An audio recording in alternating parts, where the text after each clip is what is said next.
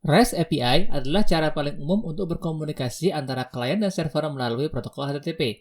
API yang akan kita buat kali ini adalah untuk manage artikel. Kita bisa membuat, mengubah, dan menghapus artikel atau sering disebut dengan CRUD. Saya juga akan memperkenalkan cara memakai pustaka pihak ketiga dan refactoring. Ayo, kita coding aja dulu.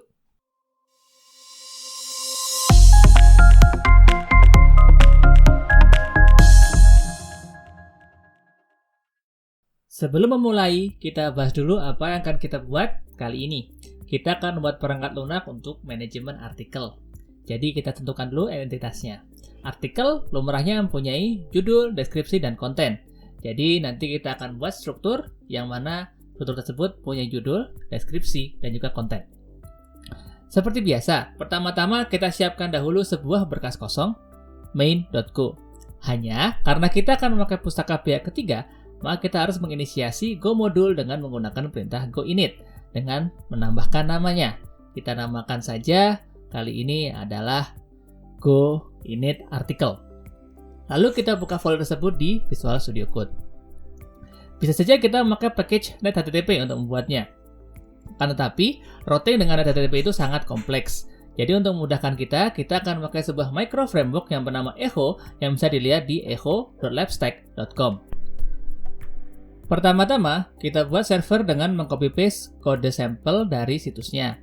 Lalu pastikan internet teman-teman kencang, karena kita akan menjalankan go-get untuk mengunduh Echo dan dependensinya. Setelah itu, kita bisa jalankan programnya dengan debug and run, dan dites dengan menggunakan curl.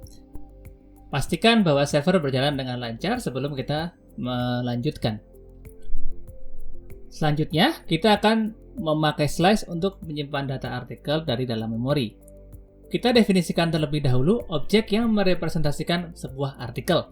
Kita buat structure yang berisi judul, deskripsi, dan konten. Dalam Go, untuk membuat structure, kita menggunakan keyword struct. Lalu, kita tambahkan type di sana. Semua fieldnya kita tulis di dalam struct tersebut. Aplikasi yang akan kita buat adalah aplikasi CRUD, yang artinya aplikasi yang bisa membuat, membaca, mengubah, dan menghapus sebuah entitas. Untuk masing-masing kegiatan tersebut, terdapat metode yang berbeda-beda. Untuk membuat, yang kita pakai adalah post dan put. Untuk membaca, yang kita pakai adalah get. Untuk mengubah, yang kita pakai adalah patch atau put. Untuk menghapus, yang kita pakai adalah delete. Oke, kita mulai dengan kegiatan pertama dulu, yaitu create atau membuat. Untuk membuat, kita akan menggunakan metode post. Pas di mana form post itu dikirim adalah ke /articles. Di sana kita bisa mempost data judul, deskripsi, dan konten artikel dengan form URL encoding. Dalam Echo, kita bisa mendefinisikan fungsi dengan parameter Echo konteks dan mengembalikan error. Dalam fungsi handler ini, kita akan menyimpan apapun yang dipost dalam array yang sudah kita definisikan tadi. Untuk mendapatkan nilai yang dipost, kita bisa memakai form value dari objek konteks. Untuk melihat apa saja yang ada dalam konteks, seperti biasa, kita bisa buka dalam godok.org. Dari situ kita ambil title, description, dan konten dari data yang dipost untuk kemudian kita tambahkan ke slice yang sudah kita siapkan tadi. Untuk kemudian kita kembalikan status created tanpa konten apapun. Tiap kali handler ini dipanggil, kita akan tampilkan isi slice ke layar untuk keperluan debugging. Kita definisikan fungsi untuk menampilkan isi array dengan menggunakan for loop. For loop dalam Go dikombinasikan dengan range akan melakukan iterasi dalam slice. Untuk setiap iterasi, kita akan melakukan format printf untuk setiap elemen yang ada dalam struktur dan menampilkan berapa jumlah artikel yang ada dalam slice tersebut. Setelah itu, kita tambahkan di handler yang sudah kita definisikan tadi, dan kita bisa tes secara manual dengan menggunakan curl atau dengan cara yang lebih mudah, yaitu dengan menggunakan insomnia. Insomnia bisa kita unduh dari insomnia.rest. Kita tambahkan new request dan bentuknya adalah form data. Bisa dilihat kalau data sudah ditambahkan ke dalam slice tersebut tadi. Selain dengan menggunakan form value, kita juga bisa melakukan apa yang dinamakan dengan binding. Artinya, kita langsung saja hubungkan apapun yang dipost dengan struktur data yang sudah kita siapkan tadi. Caranya mudah, tinggal tambahkan anotasi atau tag ke dalam structure artikel tadi, yaitu form. Dan tambahkan nama field dari form yang akan kita hubungkan ke dalam struktur tadi. Kita ubah kode untuk post tadi dengan memanfaatkan binding. Dan kita tes lagi. Ternyata hasilnya sama. Sekarang kita sudah selesai untuk kegiatan pembuatan artikel. Langkah selanjutnya adalah membaca.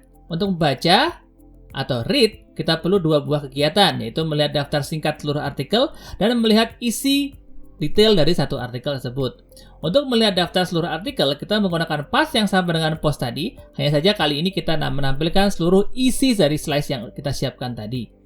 Untuk menampilkan, kita akan memakai format JSON.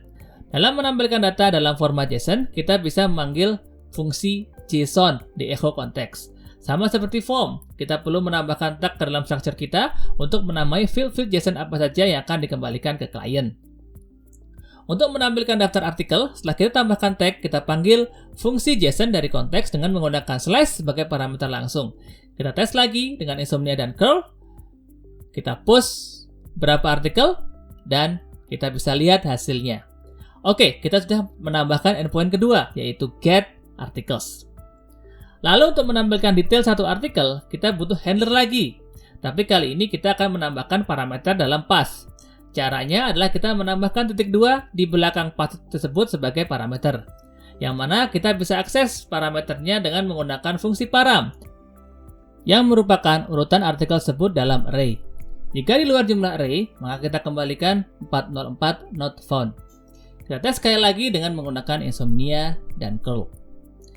Kita sudah menambahkan endpoint ketiga, yaitu get/articles dengan parameter ID. Lalu kita lanjutkan dengan mengubah artikel dengan menggunakan metode put. Berbeda dengan metode post, put bersifat idempotent. Artinya kita bisa melakukan put berkali-kali dan hasilnya akan sama saja. Field yang sama dipakai untuk post, tetapi dengan path menggunakan ID. Isi handlernya akan mirip dengan get tadi. Hanya saja, kali ini kita akan menulis ke dalam array tersebut.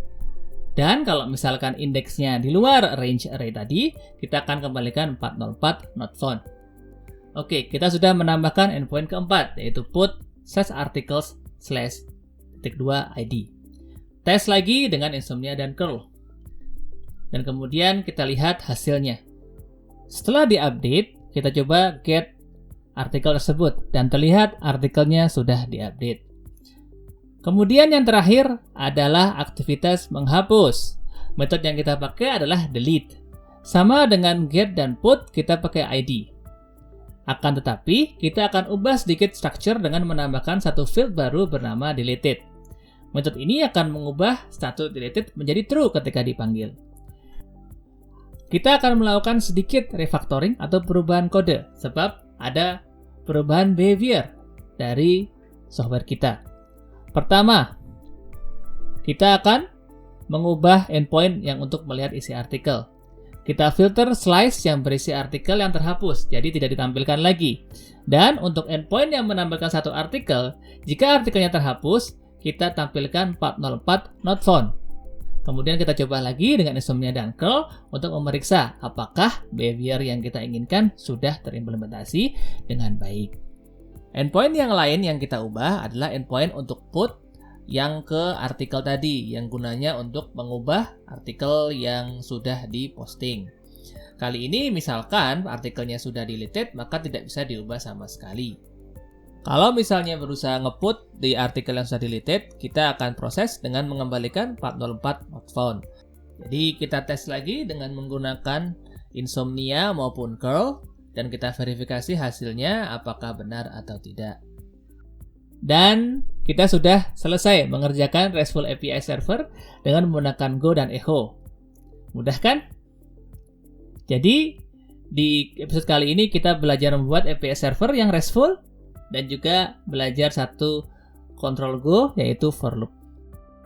Jika teman-teman senang dengan video ini, jangan lupa klik like, subscribe, dan jangan lupa pencet tombol lonceng supaya tidak ketinggalan video-video selanjutnya. If I did it, you can do it too. Cukup coding aja dulu.